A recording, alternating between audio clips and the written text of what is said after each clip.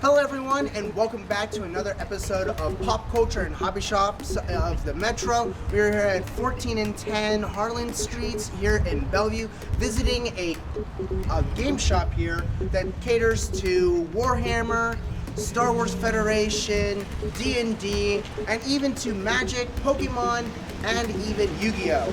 Without further ado, let's take a look inside, but first, let's put our mask on.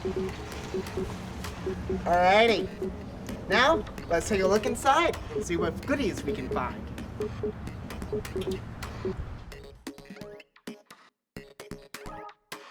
My name is Wesley Weeks. Join me as we visit a variety of pop culture and hobby shops that can be found in the Omaha area that will spark your interest and inner child as we look at the world of plastic models, video games, comic books, trading cards, and beyond. Sit back as we discover pop culture and hobby shops of the Metro.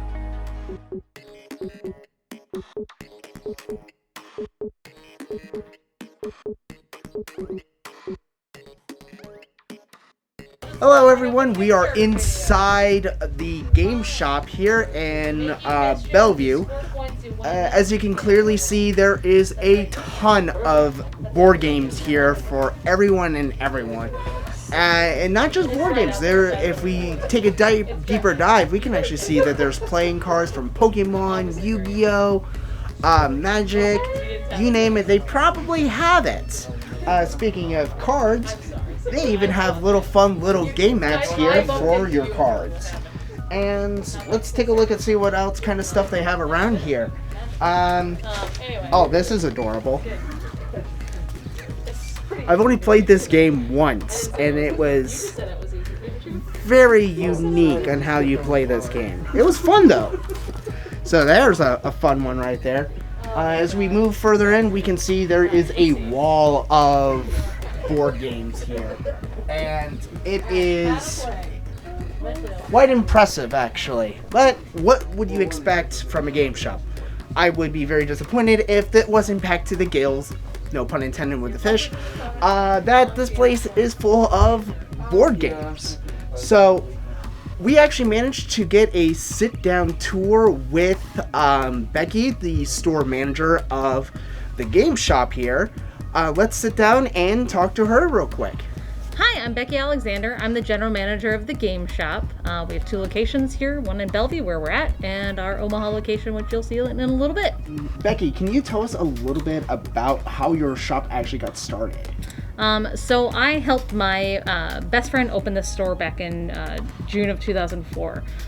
There was a need to have just a tabletop gaming store, not a comic book and gaming store in the area. There wasn't any of that actually at all. So that was part of the reason why we decided that we're gonna, create this environment that people could come in and game and, enjoy our spaces, but also provide the right gaming materials that everyone was gonna need to enjoy those systems. So that was the whole plan, and it kind of grew from there. So we used to only be part of this location, and then we expanded it out back in 2009. And so we've been here for a long while now. It's been interesting to see people grow up and have their own families and continue on gaming in their families too. So, which that kind of leads into what kind of games you actually have here. I kind of walked around here, and you have quite a bit of D&D stuff. You got some Warhammer, and you have a little bit of everything and everything. We do. So we carry tabletop role-playing games. For instance, Dungeons and Dragons, Starfinder, Shadowrun. There's Star Wars RPGs. There's a ton of RPGs out there. You name it, there's an RPG for it, a theme or whatever. There's also a ton of tabletop miniature games, from Warhammer 40K from Games Workshop to Private Press to Star Wars Legion, which is an Asmodee title. And so, any of those systems we carry because we support those game nights eventually when we reopen our gaming space. But also we have a gigantic board game selection, which has all of the classic titles, but also a huge amount of Euro titles that you wouldn't see at some of your big box stores, basically. And then we also carry collectible card games. So we carry the top three. We carry Magic, Magic the Gathering, Pokemon, and Yu-Gi-Oh! But we do kind of branch out to Digimon now and to, My Hero Academia as well. So, but we've catered to all those, and then we have all the accessories and everything that you would need for all those systems. So we do carry a large amount of dice. We have a gigantic selection of dice, and I get a lot of dice goblins in here just for that. So. Yeah, you probably have more dice than a casino. Yes, we definitely have more dice than a casino. Luckily, casinos only use 6-sided dice. We have lots of the dice. Yes. So. It's easy to roll a 6. Very hard to roll a 20. Yeah, right. Exactly. So that also kind of leads into mostly the objective of the business. I think you kind of summed it up pretty good, what you're trying to cater towards. Is there any future goals that you have for your shops? So going forward, I mean, we obviously just wanted to be here to support a new community and actually grow the community, which is what we've seen over the last 18 years, obviously. Yeah, gaming has gone. It has definitely skyrocketed. If you had asked me 10 years ago if I think board gaming would still thrive, I would say absolutely. That was probably the beginning of really what we called the board game golden age. Yeah. So with YouTube channels coming up, different people that would bring more and more people into the gaming communities, but also with opening up Catan specifically being put onto Xbox and stuff like that. We saw a lot of people that had never had any interest in gaming would now start walking through our doors and be interested. And we see a lot of soccer moms that come through now looking for D&D stuff, which is crazy. 18 years ago I never would have seen that. I probably wouldn't have seen another woman coming into the store for a long while anyway. But it's definitely changed and evolved over the years. So yeah, just the fact that they're looking for D&D, I've heard so many people say trying to find people just to play a D&D game is as hard as actually playing the game. I would say yes and no. It depends on where you're looking. There are a lot of people that you wouldn't expect that play D&D that do play D&D now. I mean, it's definitely changed, with Critical Role and Will Wheaton's tabletop show. All of those things have really changed who is now being introduced and how people are being introduced. It's more prevalent in pop culture, so we see it on Big Bang Theory. I just recently saw specifically Catan on 911, Lone Star 911, and they talked about it multiple times. So you see that now in normal pop culture. That was on Fox TV, so you can see that, and something that normally people wouldn't have even had a clue what that game is.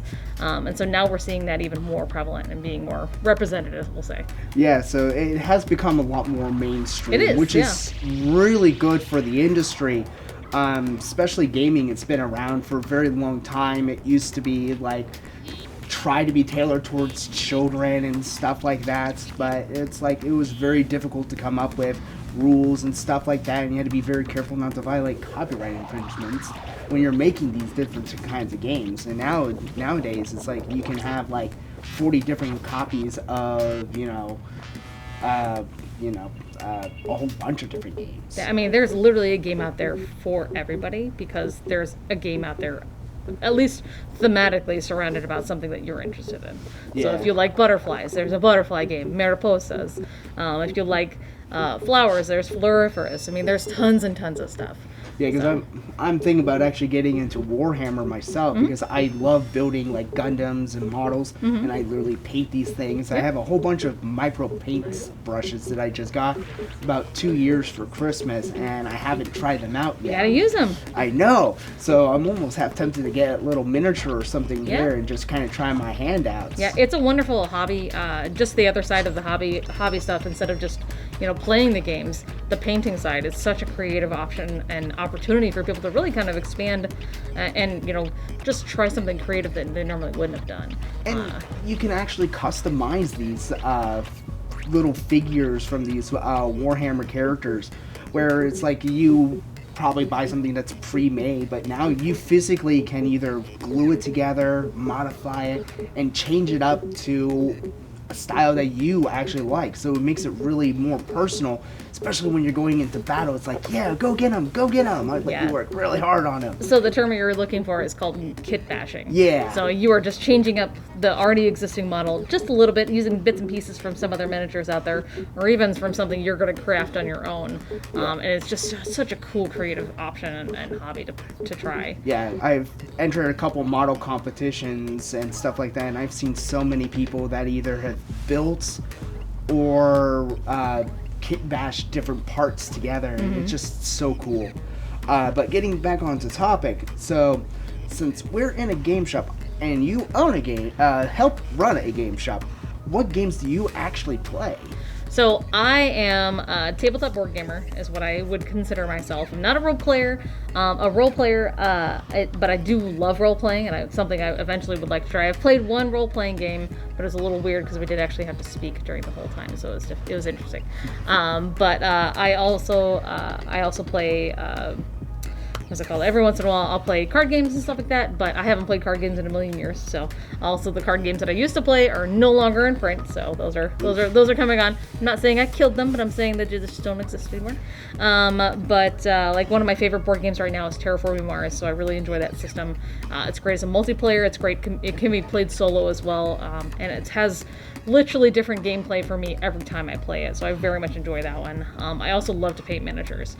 I had taken a very, very long hiatus in painting miniatures, but I finally started up again. My husband plays Warhammer 40k Kill Team, which is a small skirmish form of Warhammer. And so I'm painting up those for him because he loves it, and it's really fun for me to kind of, dip my toes back into painting again, so it keeps me creative. So thank you so much for sitting down and taking time out of your busy schedule to come talk to us. Before we go, Becky here is going to be giving us a tour of her shop. But before we do that, I have a question for you guys. Hi, I'm Becky from the Game Shop, and my question is, what's the oldest board game ever?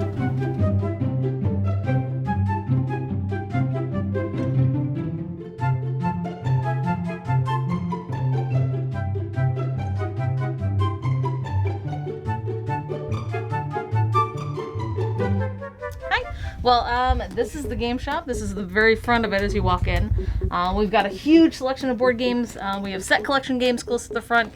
And then behind you, which we'll show in just a minute, is our intellectual property games as well. So games that have to do with like Star Trek, Star Wars, Game of Thrones, Dune, you name it, we've got it over there as well. But one of my favorites is Terraforming Mars, and that's the game I talked about earlier as well. So we can move over here if you want. Just kind of see what other systems that we have available.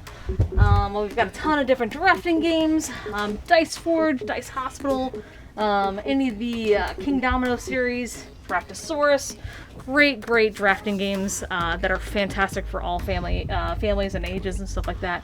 Like Arch Ravels, this game basically came out and it really touches on like everything to do with knitting and hooking and crafting, and they literally got information from people that love all of those things.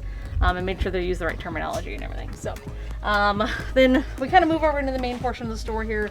We've got our playmat rack here. We obviously don't have every playmat that we carry, but we have a ton of playmats though. Lots and lots of options for people to look through. We've got some more underneath here as well.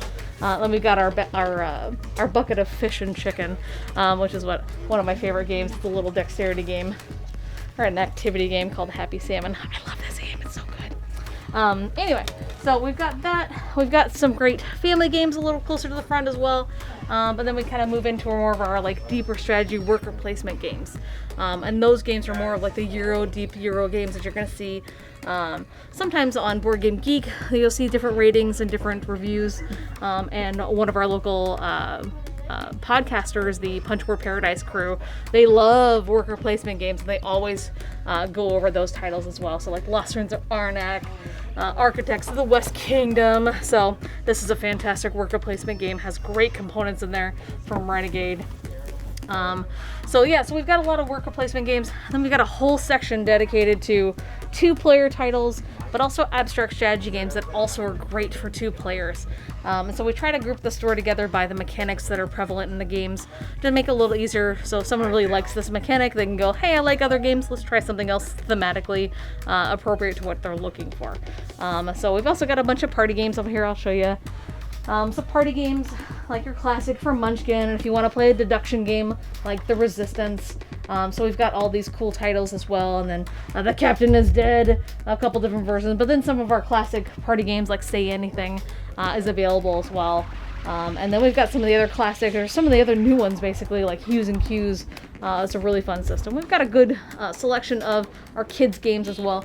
And then we go through a lot of kids games because everyone's trying to, find that great game that's going to be the first for their kids to really thoroughly enjoy and, explore and see which direction they end up going when they start trying board games. So we'll keep going through the rest of the store here. So we've got some deck building titles over there. I love deck builders. Personally, I really love Star Realms. That's one of my favorites. So they have a new box that just came out, and then Clank, which does a really good job of kind of marrying two of those really cool mechanics together, which is a deck builder and a dungeon crawl together.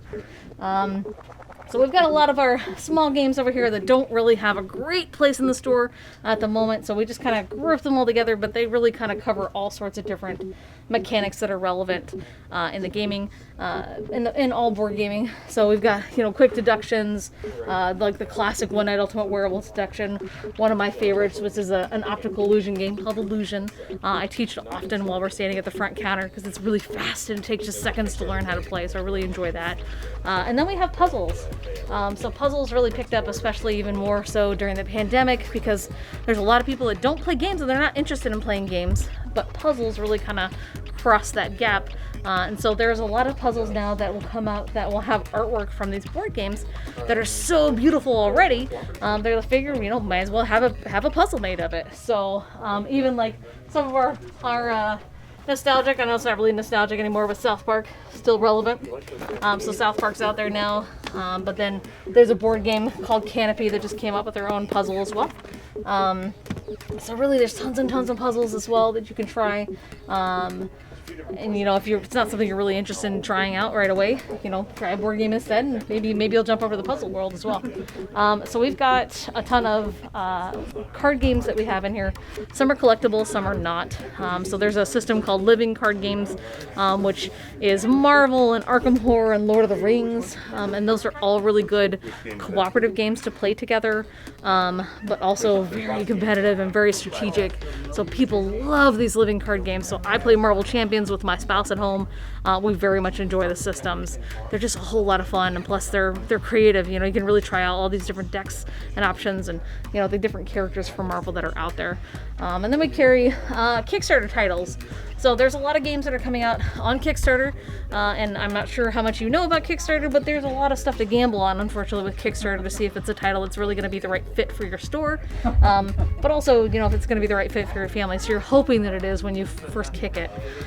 So Dinosaur Island first came out, but Dinosaur World came out later on after that, and it really kind of expanded their universe essentially from Pandasaurus. And then Isle of Cats just had new expansions out there, and we, again, sometimes we take those chances with those Kickstarter titles because it's something we wouldn't see normally come through our distributors.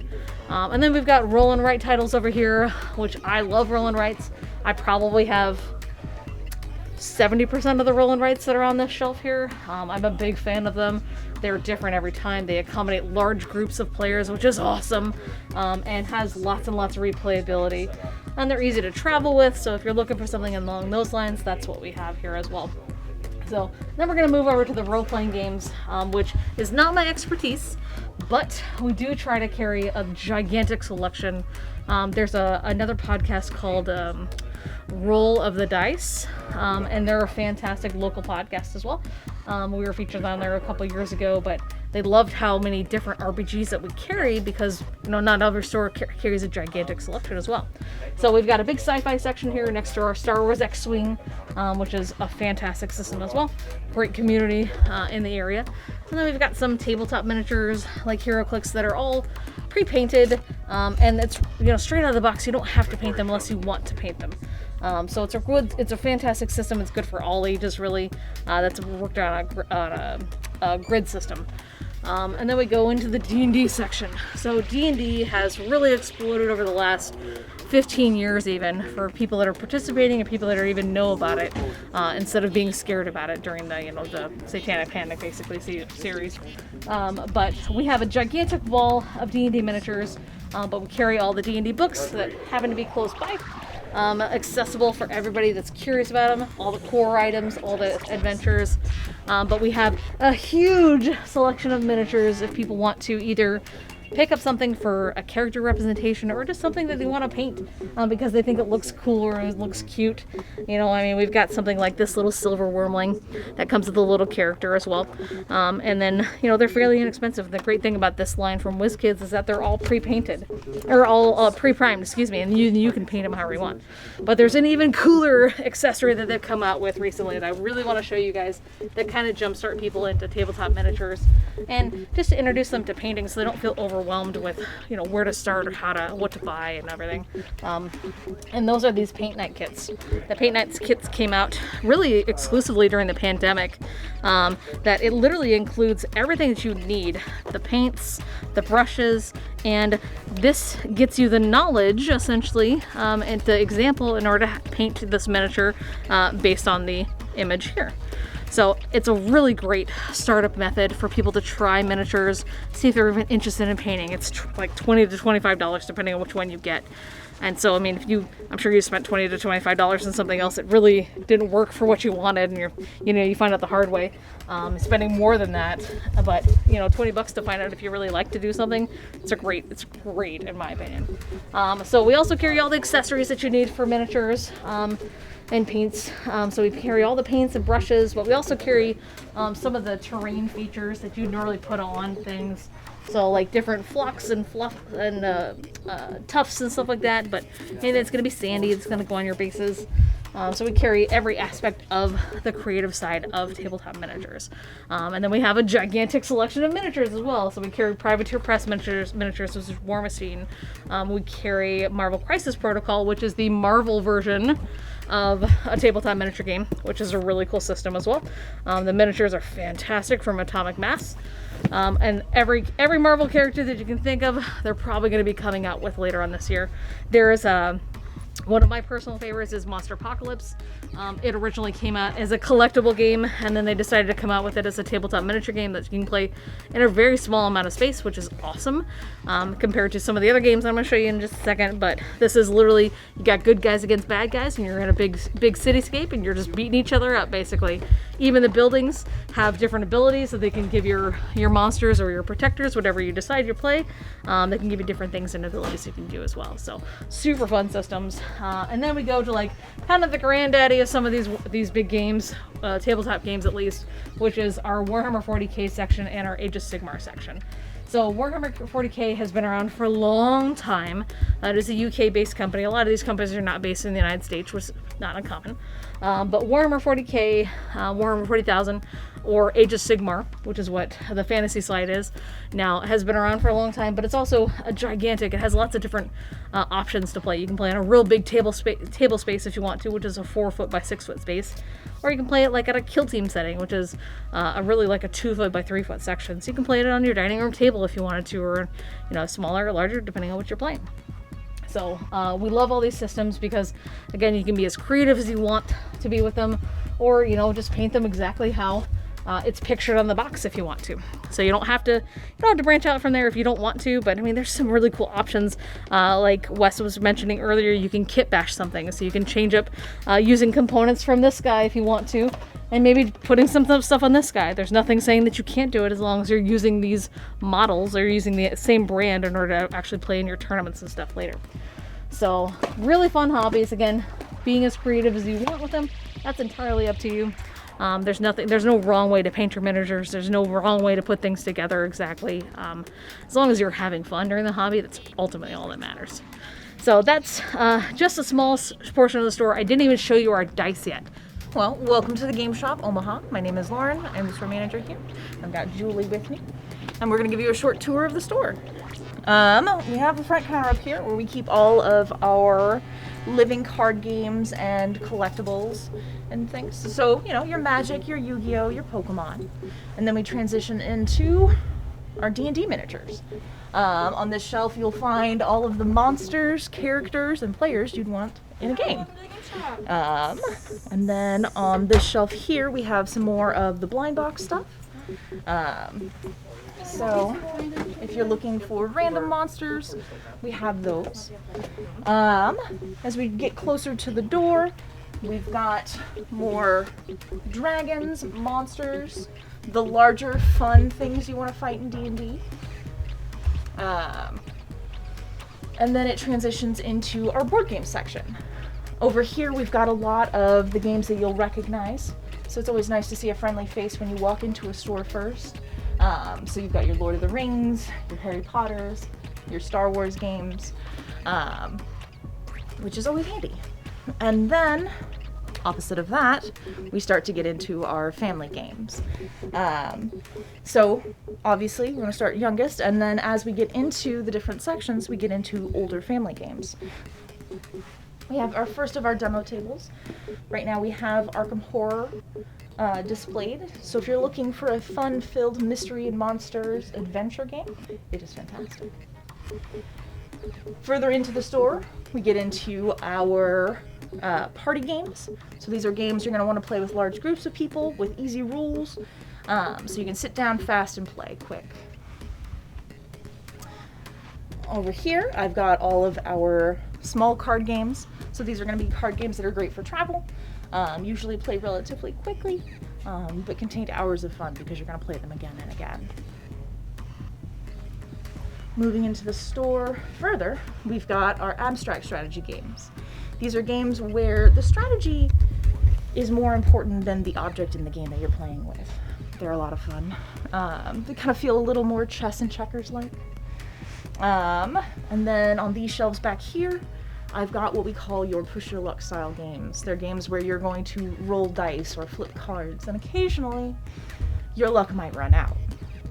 And then over here, we've got all of our mystery and deduction style games. Imperial Assault isn't quite one, but it does have a bit of playthrough adventures, so it is a blast.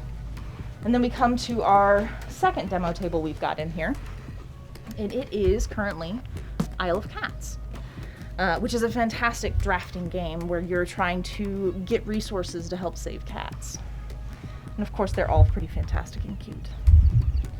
And moving in further, we've got our RPG section.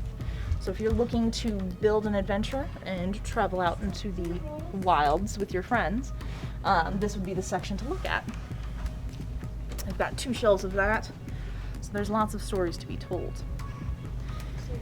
And then we come to our third demo table, who is currently being guarded by a giant Tiamat.